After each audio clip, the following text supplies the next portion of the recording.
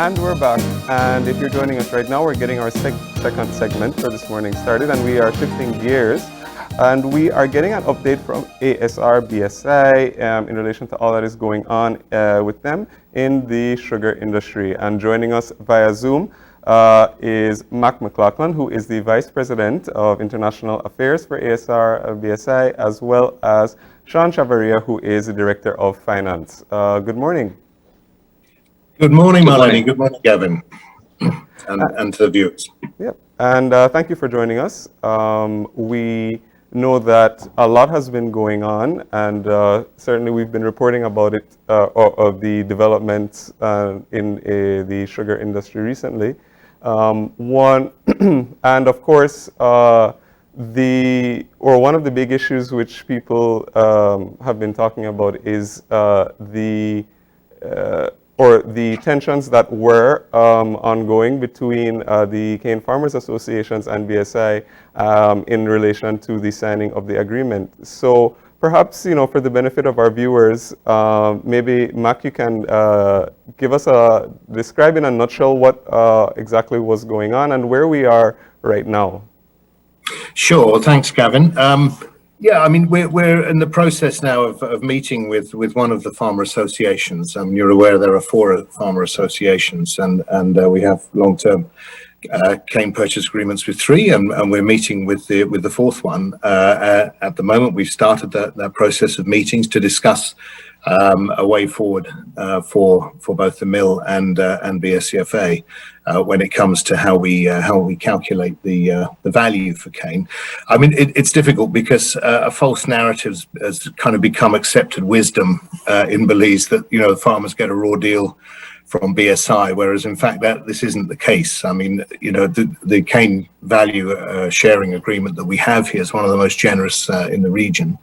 And really the root cause for a lot of the difficulties are the low productivity of cane and the very high costs of harvesting and delivering it. And, it's impossible really for the cane farm to be viable without action to address those real items, because no mill could really compensate for those inefficiencies.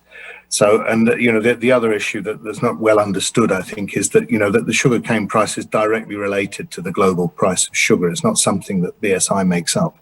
Belize is 80% exposed to the global market, and we don't set the price. So it's not really a question of somebody needs X or Y. It's really that the cane price is a reflection of the market minus the costs to export that product, plus whatever added value we can achieve from investments, etc. So, but we have had a meeting, and I'll let Sean just say a little bit about where we are with that.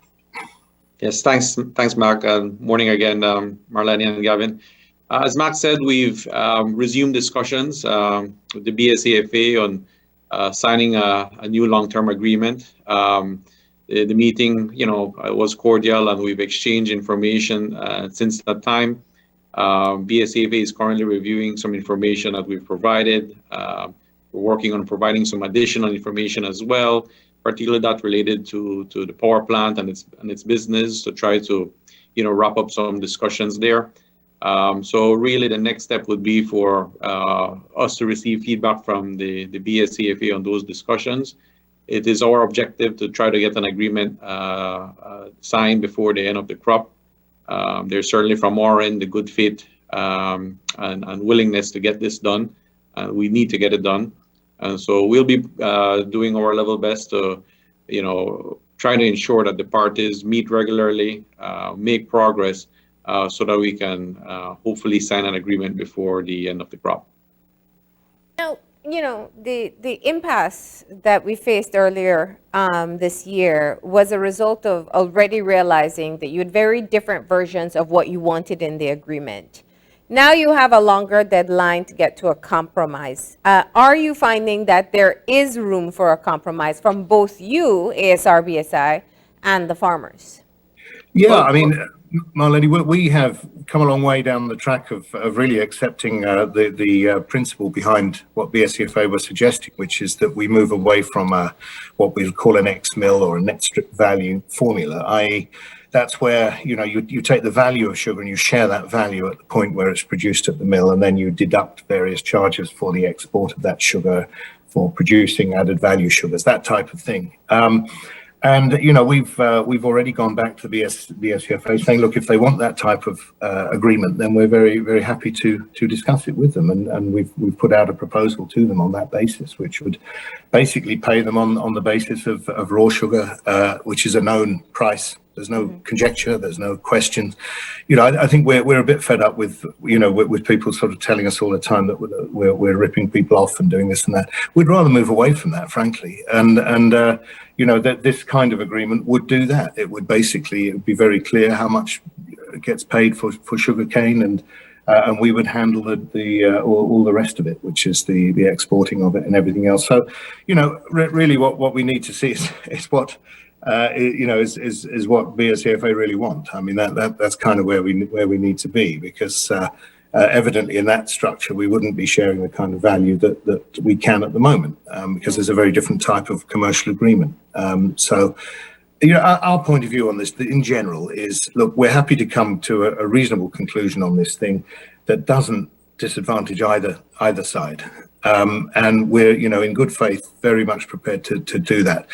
And that just depends on the expectations, I think, of the other side in the end. Because if we both come to the table with that frame of mind, then it shouldn't be a problem. Yeah, so I know what they were proposing. I think it was 60-40 on raw sugar. Correct. So that's what we've discussed. That's what we presented actually from December, and then finally had a meeting to discuss it in further detail. So it's their concept of the 60-40 gross value, removing a majority of the costs, particularly those related to shipping, logistics, manufacturing, value-added sugars. We will continue to share molasses, so that continues to apply. We'll also share benefits of domestic market and USTRQ. So really, there's only one aspect which is related to DC sugars that we wouldn't share. That would be treated as raw sugar. And again, it's because of the principle that they want to move away from net trip value and this concept of sharing of costs. And this is a way of simplifying the cane payment structure. As Max said, the prices will be known every day. The association will be able to go into a website, check the daily price, do an average to determine what is the price for the respective year. So it will be, very transparent, very easy to understand and explain, and remove a lot of the negative conjecture that surrounded the NSV, which really shouldn't be the case, because we provide farmers with all the documentation, audited statements of net trip value, right? So there shouldn't be that, but we've come to the conclusion that really it's best for the industry for us to move away from that and try to simplify the cane payment structure. Yeah. And the other very important thing I just add to that is, look, this is all about investment in the end. We've invested heavily in Belize, and we've done so on the basis of good faith that we, want to be there as a good partner in Belize with the farmers and for the benefit of the whole country. But we need to have long-term certainty and security of cane supply in order for us to be able to move ahead and invest more. And right now we don't have that. So we're talking about long-term agreement that won't reopen everything 10 minutes later, and that puts us in a better position. Any sugar industry, modern sugar industry that's not investing is going backwards, and we can't afford to do that in Belize. Let me just challenge you on that one there, because I do think what you talk about is an important point. As an investor, very often the public perception is that if you are the investor, then there are no real altruistic values in what you're trying to accomplish. It's about profit. And when you have a partner, like the farmers, that must mean that you want the bigger profit than what you're willing to share with them. How do you respond to that? I would say, Marlene, if it's about profit, I'm not quite sure what we're doing in Belize. But the truth of the matter is, of course, that's a commercial concept, and basically you invest so that you can have the opportunity, at least, of a return on the investment. But at the same time, we recognise that we're in a important and somewhat unique position in Belize, because a lot of people are depending on the mill. And what we've always tried to do, and we've done in good faith, is with all of our investments, they bring added value to the mill, to the sugar value, is to share that with farmers. And that's why, the previous agreement that we had, I thought was a very good agreement. It shared that value with farmers, and it did so on the basis of this net strip value basis, which is what most industries operate on. And it made sense. But, as we've said, it's become evident the SCFA don't want that approach. So we're very happy to look at a different approach. But to your point, you see that sometimes the commercial concepts get a bit mixed up. This is a private sector industry. Everybody is a member of the private sector within it, including the cane farmers. Now, for example, if a cane farmer improves the productivity on their land, and if they improve the quality of the cane and they reduce the cost of harvesting and delivering that cane, that's good for them. That's the profit that comes to them, and that's where the ministry and others should be striving to help them achieve that, because that, after all, is at the end of the day what's going to make them profitable and viable. Similarly for the mill, if we're going to make investments in added value sugars, we want to earn the benefits of those investments. That's how it works. Yeah. So I don't think there's any secret or mystery here at all. It's we all understand where we are. We've been negotiating. BSI has been negotiating agreements with the BSCFA since the 1960s. Yep. So this isn't anything new to us. All right, but I want to, because there's still time to be able to discuss that, as I know you have a few more months to be able to work out the agreement. But can we talk a bit about the update to the Sugar Act? We were joined by Minister Mai last week, who was talking about the work that has been going in updating the act itself, also the possibility of doing an analysis of the sugar industry itself in the country. What's BSI's take on this? No idea, Marlene, because we've not been consulted in any way about this as the mill and the main investor in this business. We honestly don't know, because there have been no meetings with us. I believe there have been meetings with other stakeholders. So really, I can't really comment much on that. I mean, we and other agro producers in Belize firmly believe that what government should be doing is looking to deregulate some of this very old unconstitutional legislation that exists at the moment, to allow private sector to get on and do what it does. That's going to be the biggest benefit for Belize and Belizean citizens in the end. And we believe that's the direction of travel. Now, we've been assured by the Prime Minister that there will be full consultation on this process. So we're very much looking forward to that. But as of now, there's been no consultation. I think some of the work started before the change of administration. I might be wrong. So there's not been any consultation, past administration or current, in the update of the Sugar Act.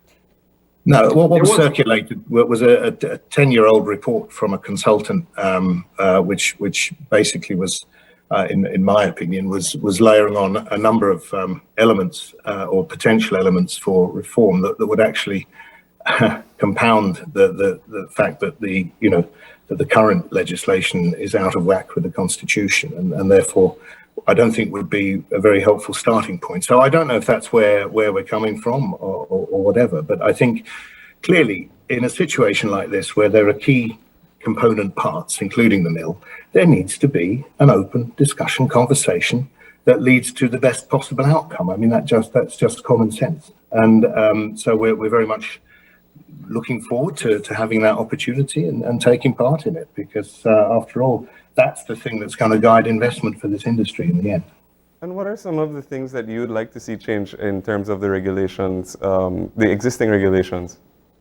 Well, look, when I looked back on the Sugar Act and I looked at some old documents that we had, I saw many of the elements of that were kind of cut and pasted from the 1960s, and the industry institutions that sort of control a private sector business and how they're funded, and there's all kinds of different issues which which I think should be considered and thought about. What we want is a modern. Many other industries have been through this kind of change.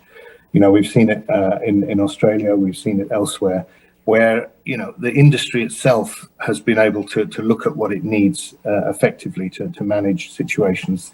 In Belize, there'll always be a need for an element of balance. That's evident, but I think at the end of the day, the more business decisions that can be taken between, in this case, the farmers and the miller, the better. For example, harvesting and delivering systems. At the moment, farmers are paying, a lot of money to harvest and deliver their cane, which if we had a more efficient system and a more science-based system for doing that wouldn't be necessary. So that there are a number of different things that I think could be looked at in the sense of sensible reform to the current situation. But obviously we haven't, we've submitted some thoughts on that, but we haven't had a chance to discuss them. We seem to be losing audio a bit there, Mac. Sorry about that. Yeah. Yeah. So I just said that we'd like the opportunity to have a proper conversation with other stakeholders about these things. Now, it's the sound of the statements coming out at this time is that there is a need. I hear the same from the farmers, from the minister, and even from B.S.I. From you guys and your representatives, is that there is a need for a rethink. The changes in regulations is one option, and also there are new stakeholders in the industry as well.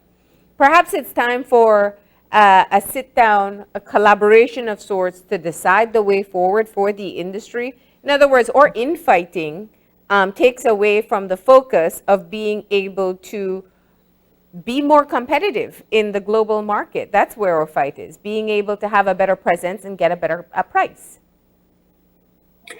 Yeah, well, I think we're doing what we can in that regard with the investments we're making in the mill.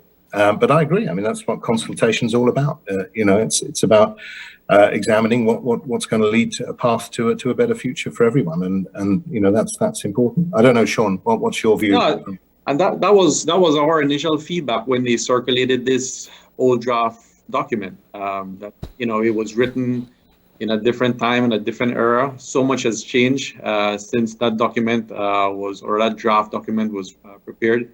We now have 2 mills in Belize, 4 cane farmer associations. You have deregulation of the sugar market in the EU, which has significantly impacted the sugar industry here in Belize.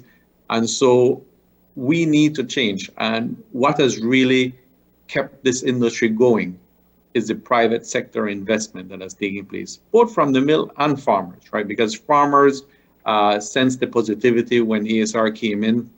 It sort of rejuvenated the industry. So a lot of people, planted new cane, got in new land.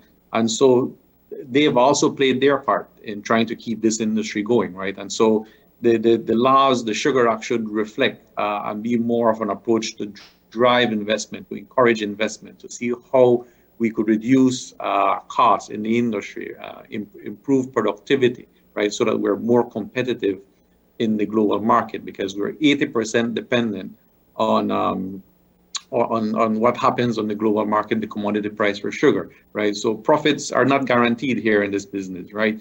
We have to earn every penny and every dollar, and that's why the investments are so important, right? Because those are really what create the opportunity to make that dollar.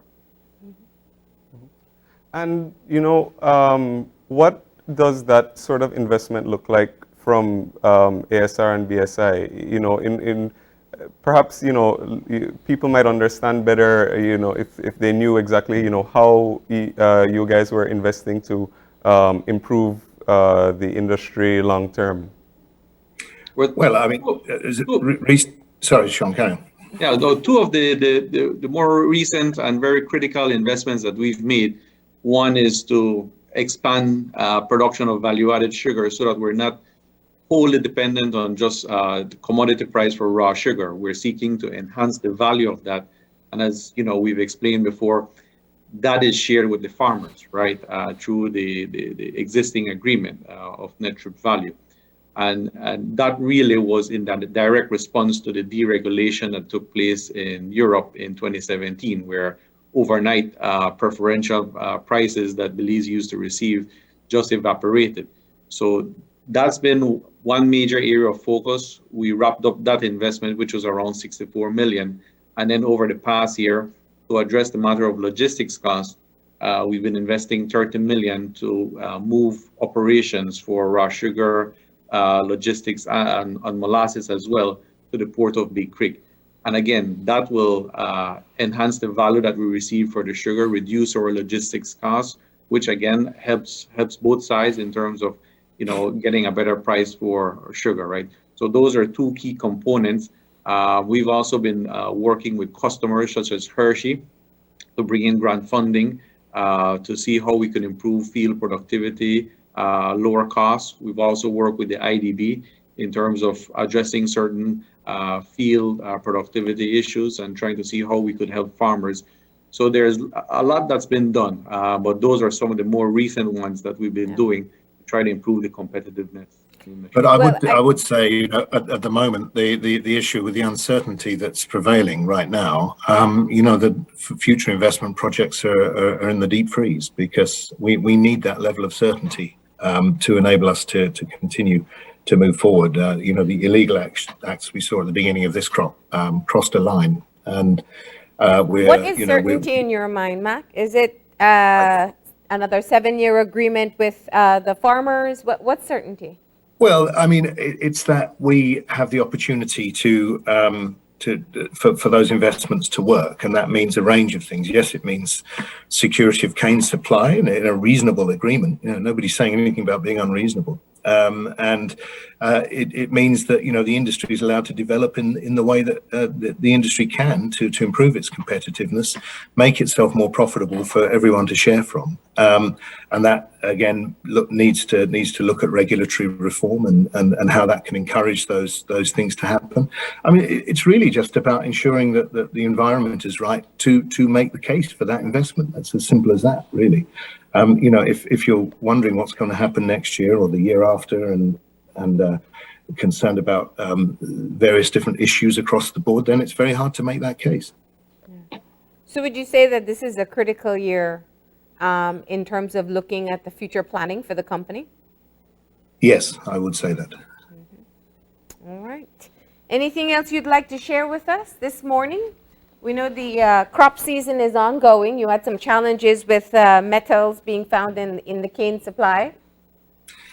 Yeah, we have had quite a lot of what we call extraneous material coming in, and these things, bits of axles and various other bits of metal that come in with canes sometimes can cause catastrophic damage to mill equipment. So we are reaching out to associations and the institutions and asking for everyone to really be diligent about what's in the back of cane trucks when things come in. There's been a lot of instances of that, sometimes with large rocks and things as well. So, it's important for everyone. Obviously, the mill, the mill is the binding force between everybody. I mean, that's the thing that we need to be operating. But I would say it's a very good start to the crop. All things considered, the cane quality's been very good this year so far. So we're grateful to the farmers for that. And I think, as the benefits of our investments, particularly in the energy side of things, should show greater consistency, and we're looking forward to a good crop despite all the challenges that we have. I think that's an important thing not to overlook. All right. Well, thank you so much for the update this morning. Of course, we know this is an ongoing process, and we will be hearing more from you and from the farmers and from government representatives as well as you move forward. Thank you. Thank you, Marlene. Thank you, Gavin. Thank you. Thank you. And with that, we're going to go ahead and take a break. Yep. And when we get back, we're going to be learning all about the raffle of the pickup truck from the Rotary Club of Belize. So please stay tuned and we'll be right back.